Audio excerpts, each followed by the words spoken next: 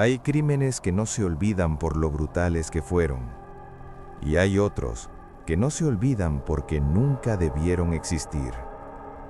Este es uno de esos casos. Un asesinato resuelto, un culpable condenado y un testigo clave que apareció de la nada. Dio una declaración perfecta y después desapareció para siempre. Nadie volvió a verlo. Nadie pudo encontrar su nombre en ningún registro. Y lo más inquietante es que sin él, el caso no se sostiene. Hoy voy a contarte la historia de un crimen que solo se resolvió gracias a alguien que, oficialmente, nunca existió. El caso llevaba 3 semanas atascado. 3 semanas de interrogatorios inútiles, vecinos que no habían visto nada, cámaras que no funcionaban y llamadas anónimas que solo servían para perder el tiempo. La víctima se llamaba Laura Medina, 29 años, desaparecida una noche al salir del trabajo. Su cuerpo apareció 2 días después en un descampado a las afueras de la ciudad. Cuando entré en la sala de reuniones aquella mañana, el ambiente estaba cargado. El tipo de silencio que no se rompe hablando, sino diciendo algo que nadie quiere oír.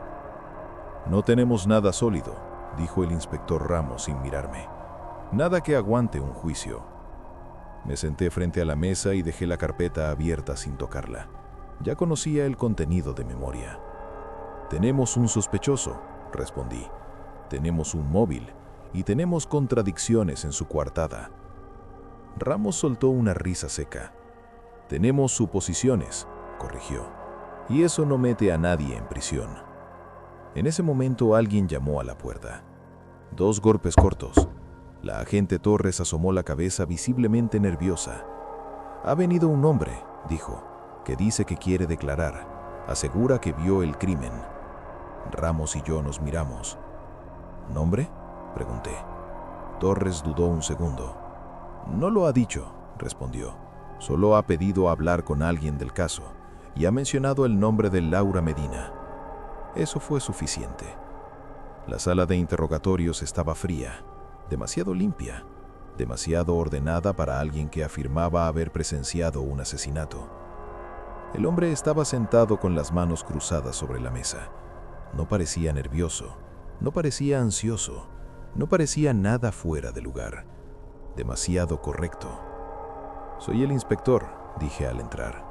«Dígame su nombre». Me miró directamente a los ojos. «No importa», respondió con voz tranquila. «Lo que importa es lo que vi». Ramos frunció el ceño. «Aquí todo importa», dijo con tono seco. «Nombre, DNI, dirección». El hombre negó lentamente la cabeza. «No he venido a eso», contestó. «He venido a decirles quién mató a Laura Medina y cómo lo hizo». Se hizo un silencio incómodo. Me senté frente a él y activé la grabadora. «Empiece», le dije, «desde el principio». El hombre respiró hondo y comenzó a hablar. Describió la noche exacta de la desaparición, la calle, la hora, el coche aparcado en doble fila, la discusión breve, el golpe. Demasiados detalles. «¿Cómo sabe todo esto?», pregunté. «Porque estaba allí», respondió sin titubear. «Lo vi todo».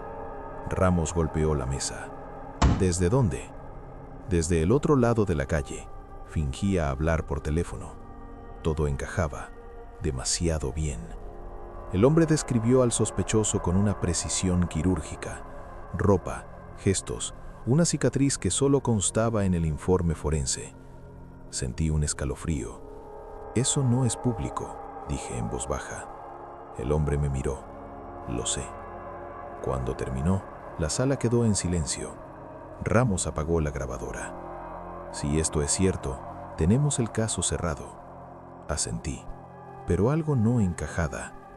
«Necesitamos verificar su identidad, tomarle datos, protegerlo». El hombre se levantó despacio. «No será necesario», respondió.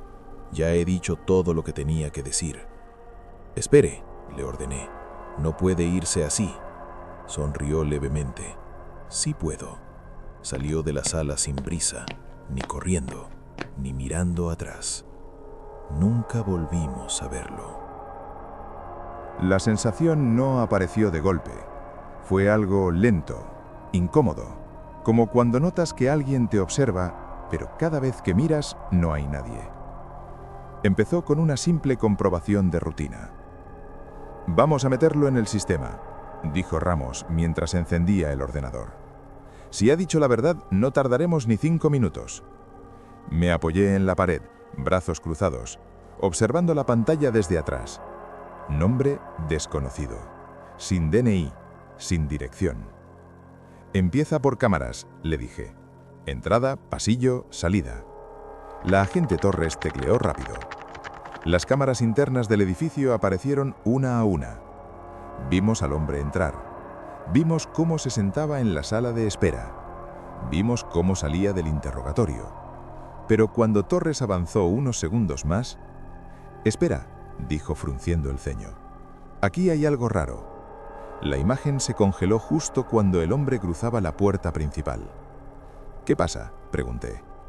«La cámara exterior», respondió, «no registra su salida». Pensé que era un error técnico. «Rebobina». Lo hizo. Una vez, 2 veces, 3. El hombre entraba, el hombre hablaba, el hombre se levantaba, el hombre caminaba hacia la salida. Y luego, nada. «¿Está fallando la cámara?», preguntó Ramos. Torres negó lentamente. «La cámara funciona», dijo. «Tengo registros de gente entrando y saliendo antes y después, pero no de él». El silencio volvió a instalarse en la sala. «Revisa las cámaras de la calle», ordené. «Todas». Las imágenes exteriores aparecieron en mosaico. Coches pasando, gente caminando, una mujer paseando a su perro. Pero no había rastro del testigo. «Esto no tiene sentido», murmuré. Ramos se giró hacia mí. «¿Y si nunca salió?», dijo. «¿Y si sigue aquí dentro?». Recorrimos el edificio entero. Despachos, aseos, archivo, salas vacías. Nada.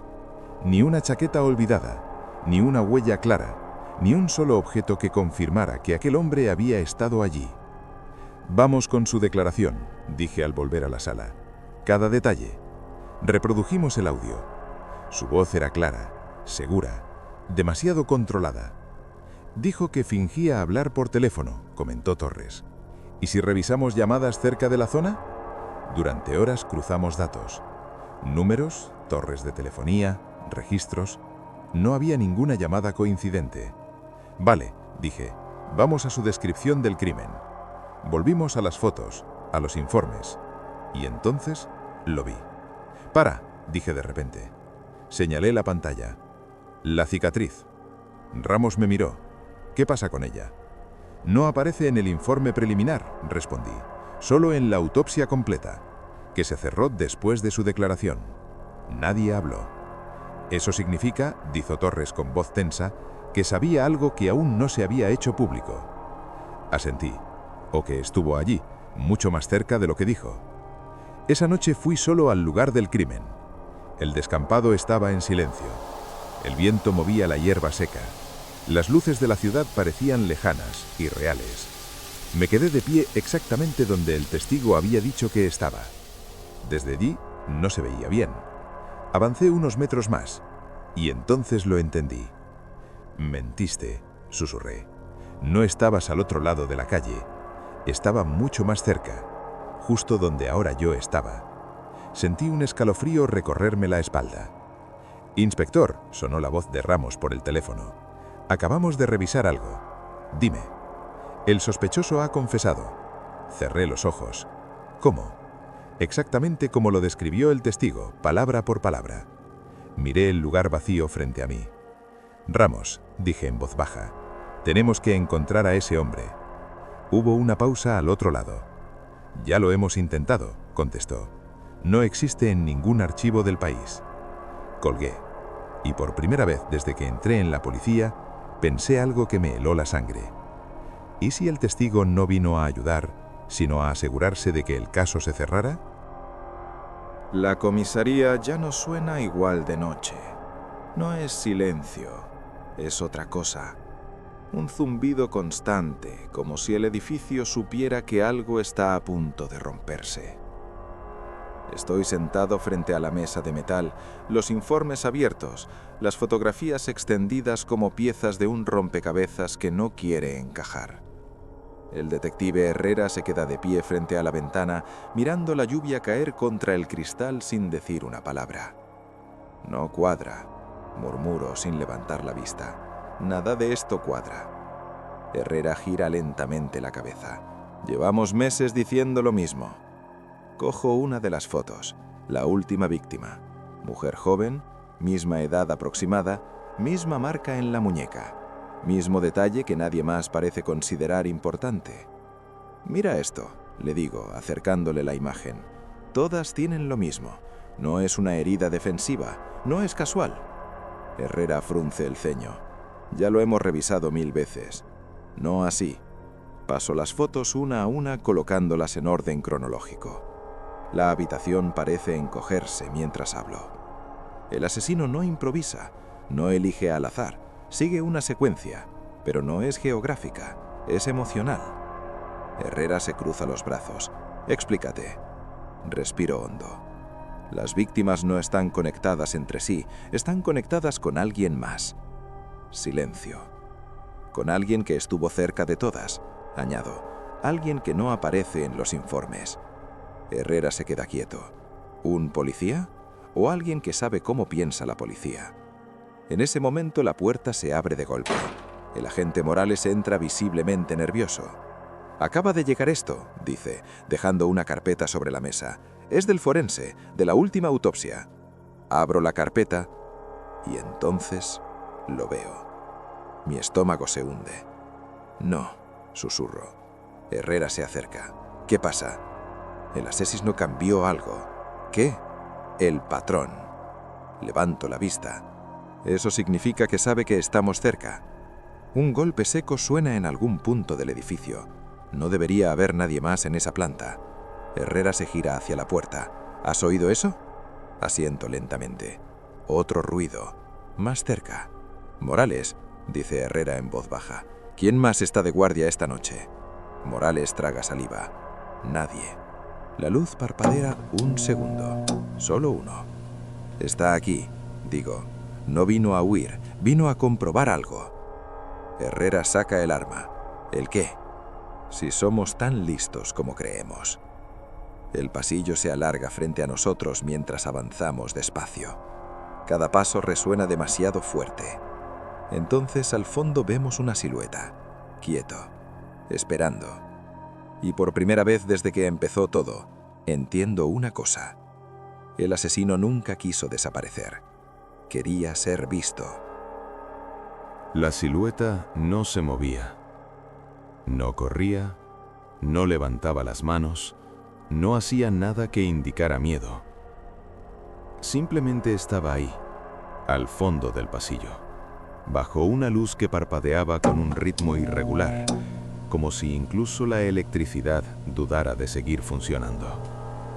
Herrera apuntaba con el arma, firme, respirando despacio. «Identifíquese», ordenó. «Ahora».